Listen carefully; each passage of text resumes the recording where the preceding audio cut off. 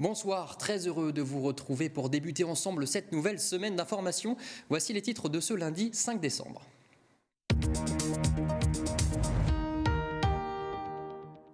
Le palmarès 2023 du guide gastronomique Goemio est tombé. Le Mosellan Fabrice Arnoux, chef à la brasserie des Arts et Métiers de Metz, a reçu le trophée Tradition d'aujourd'hui Grand Est, une récompense prestigieuse sur laquelle nous reviendrons dans quelques minutes. Nous prendrons ensuite la direction du futur temple du divertissement en Moselle. La Rotonde poursuit sa folle transformation. Les premières enseignes, vous le verrez, ont déjà ouvert leurs portes. Enfin, nous terminerons à Sarrebourg avec le traditionnel défilé de la Saint-Nicolas. C'était ce week-end, un événement qui a comme accoutumé attiré des centaines de personnes. La météo de demain sera sensiblement la même qu'aujourd'hui, avec des températures proches de zéro et un ciel couvert. Plus d'informations avec Roniane à la fin de cette édition. Et puis lundi, c'est l'hebdomadaire rubrique sport. Nous retrouverons dans quelques instants Mathieu Anquinet. Mais d'abord, nous développons les titres du jour.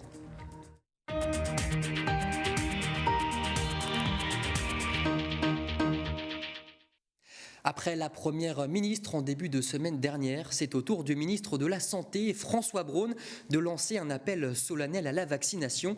Selon les autorités sanitaires, lundi 28 novembre, 2 millions de personnes avaient reçu une injection de rappel contre le Covid-19. Trop peu, selon le gouvernement. Face à la hausse des cas de Covid-19 et des hospitalisations, le Mosellan a annoncé également que son bras ne tremblerait pas s'il fallait décider l'obligation du port du masque. La Cour d'appel de Metz a un nouveau procureur général. Il s'agit de François Perrin, venant tout droit de Nancy, où il a exercé pendant près de 5 années. Ce matin a eu lieu son audience d'installation. Il a été nommé par décret du président de la République en novembre pour assurer cette nouvelle fonction à Metz. Il succède à Xavier Tarabeu qui rejoint la Cour de cassation en tant qu'avocat général. Depuis toujours, le guide gastronomique Goemio sillonne les routes de France pour partir à la découverte des meilleurs restaurants, des plus beaux produits, des meilleurs vins, dans un objectif unique, faire rayonner la gastronomie des terroirs aux 4 coins de l'Hexagone. À Metz, Fabrice Arnoux a obtenu le trophée Tradition d'aujourd'hui Grand Est du guide, une récompense saluant une cuisine traditionnelle de qualité, faite maison. Reportage Valentin Piovesan. Le service vient de débuter il y a quelques minutes et toute la brigade du chef Fabrice Arnould est au fourneau. Moi je dis toujours on va se mettre en place pour la guerre parce que quand on a 150 clients qui vont arriver en moins d'une heure, il faut vraiment être là. Le produit phare de la maison, c'est celui-ci, une choucroute préparée sur place, car ici tous les plats sont faits maison avec des produits frais, une exigence qui n'est pas prête de disparaître. Là c'est un beau filet de lieu, en plus c'est de la pêche bio, éco-responsable. Donc là, vous voyez, c'est pas grand-chose, mais c'est quand même une fierté de pouvoir travailler un beau poisson comme ça. Depuis ce matin, le chef vient d'obtenir une toque au Godemilo, un concours pour faire rayonner les terroirs. Alors avec ce trophée, il espère bien attirer une clientèle internationale. Surtout en cette période de marché de Noël où ça amène beaucoup d'Allemands, beaucoup d'Anglais. Cette gamme de clients-là regarde les guides, en fait, si vous voulez. Et là, on a une petite épingle à tirer, forcément. En salle, nul doute, les plats font l'unanimité. La plupart des clients du jour sont des habitués. Les plats qui sont des plats connus, qu'on a l'habitude de consommer, mais qui sont mis en valeur, il y a de l'élégance. C'est ça qui me plaît beaucoup. Tout est bon. Chaque fois que nous venons déjeuner ou dîner, nous apprécions beaucoup. La récompense du chef arrive comme un cadeau en avance, car pour Noël, la brasserie est quasi complète. Bonne nouvelle désormais pour les utilisateurs mosellans de trains. Chaque année, la SNCF modifie son plan de transport pour l'année à venir. Et à compter du 11 décembre prochain, il y aura davantage de trains sur certaines lignes de la région Grand Est. En Moselle, les liaisons entre Metz et Strasbourg, Sarreguemines et Sarrebourg sont concernées. Depuis le 21 novembre dernier, une concertation publique est ouverte sur le projet de l'A31 bis. Cette nouvelle autoroute prévoit de contourner Thionville pour désengorger cet axe du sillon lorrain particulièrement saturé. Pour permettre de visualiser les différents sites concernés, une visite exploratoire a été organisée samedi matin. Reportage. C'est parti pour 2 heures de visite. Mais ici, pas question d'admirer la beauté des paysages mosellans. L'objectif est de visualiser concrètement. Pour F10 par exemple, on passera sans doute d'abord un peu au-dessus, puis ensuite elle sera décalée vers le nord. Les 4 tracés, encore en lice pour la future A31 bis. Sur des cartes comme ça paraît très abstrait ces projets. Et je suis venu avec mes parents pour voir aussi à quoi ça ressemble en vrai, quoi. Et on voit mieux l'impact des différents tracés et l'impact sur les gens, sur notre quotidien, sur plein de choses. Tunnel profond, tunnel de surface, viaduc, point d'échange, habitation. Rien n'est laissé au hasard. On peut dire que oui, la maison ici sera rasée. L'immeuble qui est là va être rasé aussi. Oui, l'immeuble là aussi. Au fil des kilomètres et des explications, les interrogations fusent. Demain, est-ce qu'on pourra continuer à emprunter les changeurs comme aujourd'hui? Il faut dire que ces aménagements inquiètent ces 20 habitants, concernés par un des scénarios de la future autoroute. Celui qui impacte le plus, c'est le tracé F5 en surface, qui va exproprier des gens, qui va gâcher la vie des gens aux alentours, qui va détruire 14 hectares de forêt contre 9 hectares pour le tracé F10. Je suis personnellement concerné par le F5 puisque je suis dans l'impasse de Nancy, donc l'impasse qui va être expropriée. Ce qui me dérange, c'est qu'ils veulent me raser la maison, qu'ils veulent m'exproprier et surtout que je n'en vois pas l'intérêt. Les contournements de ville ne sont pas pensés, etc. etc. Donc, traverser par exemple une ville comme Florange pour faire un tracé d'autoroute, pour moi c'est une hérésie. Lors de cette visite, aucune des variantes de la 31 bis n'a fait l'unanimité. La concertation publique est ouverte jusqu'au 3 février 2023. Autrefois occupée par les magasins Atlas et Fly, la rotonde de la ZAC Acti Sud se transforme en temple de divertissement. Il sera possible de faire des dizaines d'activités, karaoké, pistes de roller, spa, mini-golf dans cet espace de 27 000 m². Après de longs mois de travaux, les premières enseignes ont déjà ouvert leurs portes il y a moins d'une semaine. C'est le cas du Laser Café, reportage d'Emma Facchetti et de Colline Lexpert. Des buzzers, 6 pupitres. Inspiré des quiz télévisés, le Rival Quiz est un concept unique en Moselle où les joueurs s'affrontent autour de questions de culture générale. Ces 5 amis ont testé le jeu pour la première fois. Ça change un autre type de jeu, là, un peu plus confrontation.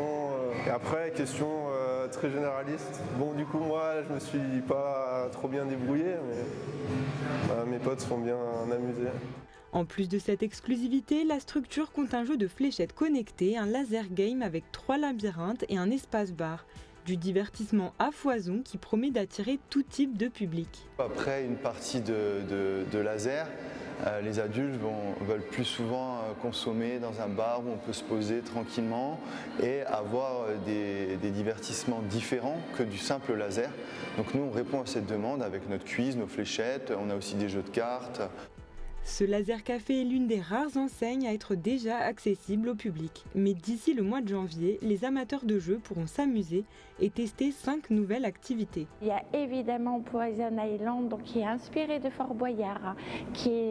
Ça va être juste génial. C'est vraiment une activité qu'on peut pratiquer de façon complètement ludique. Arrive également la réalité virtuelle, également le tandem café-chien. On pourra également s'asseoir autour d'un café. Cet espace de 15 000 m² va devenir au printemps prochain un temple du loisir indoor, mais aussi un véritable espace de vie. Après avoir réalisé une activité de loisir, on peut aller se restaurer, on peut continuer la soirée autour d'un verre, on peut assister à un concert. C'est-à-dire tout est possible ici, tout au long de la journée, de la soirée et donc tous les jours. Loisirama espère attirer près de 2,5 millions de visiteurs par an. Et on enfile les baskets, c'est l'heure dessus avec la rubrique sport.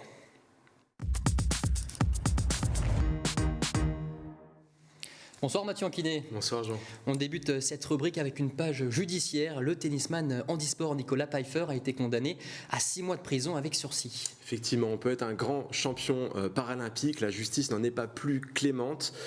Accusé initialement d'avoir fait des propositions sexuelles à une mineure de moins de 15 ans en 2016 et 2018, le procès avait été requalifié en octobre sous les termes de harcèlement sexuel. Aussitôt la sanction de 6 mois de prison avec sursis tombée, la défense a annoncé son désir de faire appel. Plus réjouissant à présent la bonne performance de Metz Handball face à Kastamonu en Ligue des Champions. Effectivement, pour leur deuxième match de reprise, les Dragons n'ont pas à trembler face à l'équipe turque. Elles se sont imposées 35-24 et ont tout simplement mené la partie de bout en bout pour célébrer notamment, comme il se doit, le retour d'Emma Jacques après une rupture du ligament croisé subie en avril. Son bilan personnel lors de ce match, 6/7. Plutôt bien joué. Au classement du groupe B, cette victoire permet à Metz Handball de reprendre la deuxième place à 1 point de Győr. Mais attention, Esbjerg et le Rapid Bucarest restent en embuscade. Désillusion désormais pour les joueurs du Sarrebourg-Moselle Sud Handball, défait à Bordeaux. Sarrebourg est une équipe qui voyage difficilement depuis le début de la saison et la grève de la SNCF ne leur a vraiment pas rendu service cette fois. Ils se sont déplacés en bus jusqu'à Bordeaux, mais ils ont bien cru accrocher une victoire à l'extérieur. Conquérant, les coéquipiers de Marco Mengen sont passés à quelques détails finalement d'une victoire précieuse et ils s'inclinent finalement d'un but, 26-25, plutôt frustrant en définitive.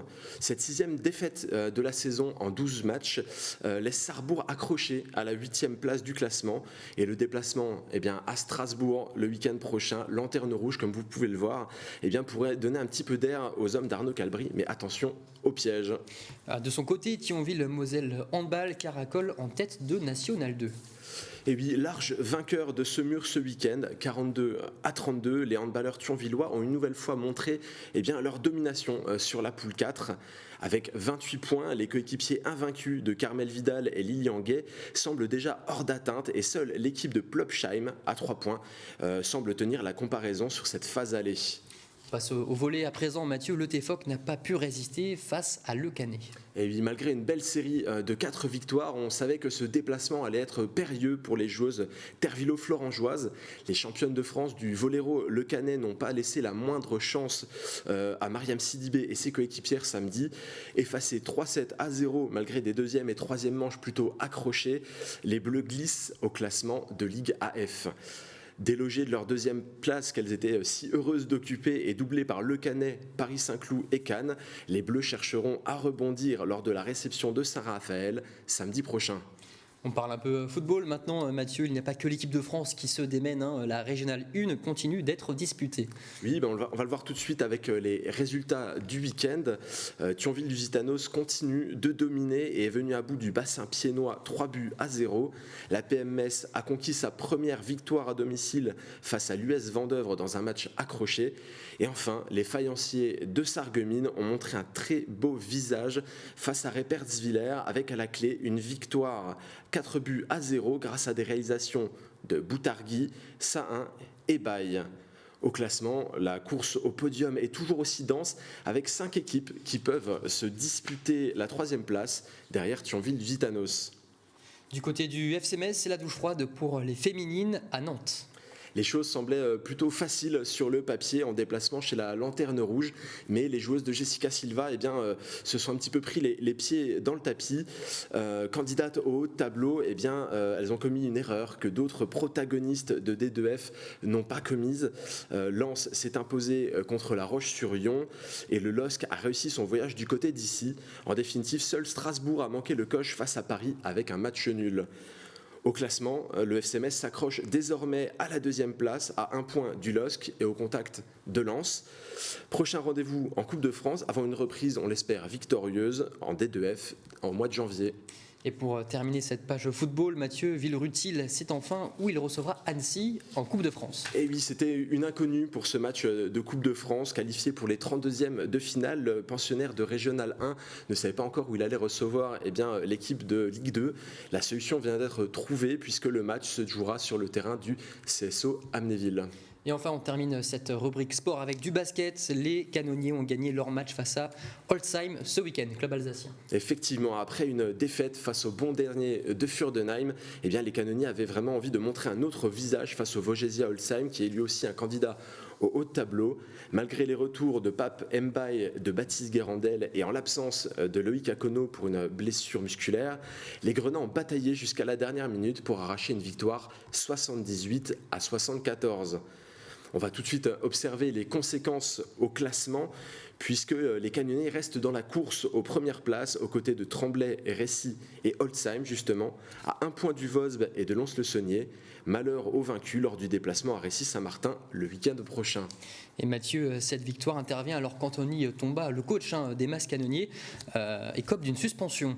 Oui, c'est le caillou dans la chaussure du Metz BC actuellement, puisque Anthony Tomba pourrait obtenir une suspension qui le conduirait loin des bancs jusqu'en octobre 2023, accusé d'avoir perdu ses nerfs lors d'un tournoi U11 face à une arbitre de 14 ans. Le coach des canonniers a tout simplement fait appel de la décision. Le club est derrière lui et nie en bloc les accusations. Bruno Blin en tête, on l'écoute tout de suite. Aujourd'hui, on attend de savoir ce que la commission d'appel va dire. Il ne faut pas non plus tomber sur Anthony Tomba comme... Aujourd'hui, il y a des choses qui sont dites et aujourd'hui, Anthony les réfute. Nous soutenons Anthony, on a complètement confiance en lui. On espère que le dossier... On attend l'appel, ça devrait tomber la semaine prochaine, que Anthony reprendra son poste très rapidement. Après, Yosri assure l'intérim, il l'assure bien. Mais Anthony sur le banc, c'est aussi très très important pour l'équipe. Nous, on a confiance. Alors nous, on n'était pas présents sur les faits, puisque c'est quand même un dossier du mois de mai qui est sorti au mois d'octobre, qui est traité là maintenant au mois de novembre. Nous, on a entièrement confiance en Anthony dans ce qu'il nous dit, et les faits qui sont lui reprochés sont pour lui de l'interprétation, et on a confiance en lui. On l'a vu ce soir sur le terrain, le groupe reste soudé, et reste soudé aussi autour d'Anthony. Tout le monde fait confiance à Anthony aujourd'hui. Affaire à suivre. Merci beaucoup Mathieu Anquinet. On vous retrouve la semaine prochaine. Vous serez accompagné d'Urani Tozic. Retour sur le Téléthon. Désormais, 200 événements ont été organisés tout le week-end en Moselle. La marraine, vous le savez, cette année encore, c'était Noémie Beaucourt, 11 ans. Le visage du Téléthon en Moselle depuis 4 ans maintenant. Regardez ce reportage d'Anne-Sophie Gross. Chaque jour, c'est le même rituel pour Noémie. Grâce à sa maman et à ce monte-escalier, la jeune fille peut gravir les marches de son immeuble sans descendre de son fauteuil. Avant, c'était le matin, le midi, l'après-midi et le soir. Maintenant, c'est matin et soir. Est-ce que tu manges à la cantine Là, oui, et avant, non. Une fois rentrée du collège, elle s'installe pour une séance de peinture, une passion qu'elle cultive depuis plusieurs années. Si ce jour-là, elle a décidé de peindre une boule de Noël pour rester dans le thème de la saison, ce sont d'ordinaire des paysages que Noémie aime dessiner. Dans sa chambre, elle nous montre plusieurs de ses œuvres. Celui-là, il n'est pas foufou. Il représente quoi ? De base, c'est un paysage du Japon, mais il a un peu mal tourné, par exemple là, mais là. Mais c'est pas grave, je l'aime bien quand même. Il y a celui-là qui est beau, que j'aime beaucoup. Ce qu'elle aime dans la peinture, c'est représenter son univers, sa manière de voir le monde. Car malgré sa timidité devant notre caméra, Noémie est une jeune fille pétillante et joyeuse. Si elle a accepté d'être marraine du Téléthon pour la 4e année consécutive, c'est avant tout pour donner de l'espoir aux enfants malades. Oui, moi c'est mon but de base. De leur faire dire, c'est pas parce que vous êtes en fauteuil que vous pouvez plus rien faire, vous pouvez faire plein d'autres choses, comme le dessin et le piano, puis plein d'autres choses. Et me dire aussi que je sers pas à rien, entre guillemets. Au moins, je me dis que je peux aider des gens et ça, c'est bien. Le Téléthon, une grande famille qui a permis à Noémie de bénéficier d'un traitement permettant de stopper la progression de sa maladie. Alors la jeune fille compte bien continuer à y contribuer le plus longtemps possible. L'an dernier, elle avait même participé au lancement national de cet événement caritatif. Une consécration pour cette jeune marraine au grand cœur.